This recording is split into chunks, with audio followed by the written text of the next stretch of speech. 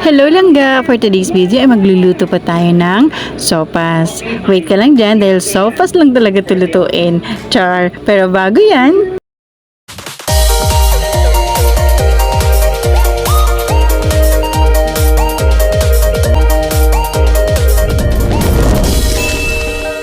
first ay ilalaga lang muna natin itong ating chicken breast at gagamitin po natin mamaya yung chicken stock. Then sa ating cooking pot ay maglagay lang po tayo ng butter. Pag wala pong butter, pwede pong margarine. Then sunod na rin po natin itong ating garlic. Halo-haluin lang po natin itong mga langga para hindi po masunog.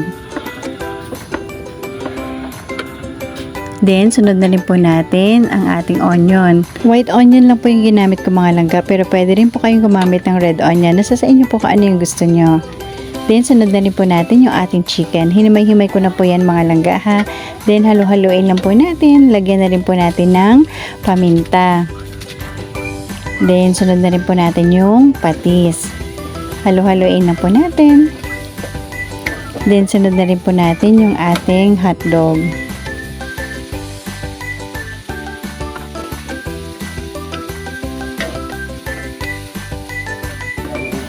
Then, i-add na po natin itong ating chicken stock. Takpan lang po muna natin itong mga langga at wait natin kumulo. O diba pagka ganito talagang makulimlim ang panahon, paambon-ambon ang lamig. Diba bukod sa pagkakape at pagmuni-muni, diba masarap humigop ng mainit na sabaw ng sopas. O diba sopas lang lutuin, ayan kumulo na tuloy. Then, i-add na po natin itong ating macaroni pasta. Halo-haluin lang po natin itong mga langga. Then, isunod na rin po natin ang ating 2 pieces of chicken broth cubes. At sa kasamaang palad, naubusan po ako ng gasol. Kaya lipat po tayo sa uling. Tuloy po natin doon.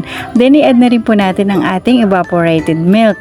Alam niyo na, wala pa rin tatalo sa At i-add na rin po natin itong ating carrots. Halo-haluin lang po natin mga langga. Then, isunod na rin po natin ang ating cabbage. Halo-halo lang po. Natatakam ka na ba? O diba kabilis lang lutuin, diba? Sopas nga, diba? Char. Then last ay add na po natin itong ating hard-boiled egg. And it's done! Luto na ang ating yummy sopas. Tara, akin na yung mangkok mo at babahagian na kita rito. Tara, kain po tayo!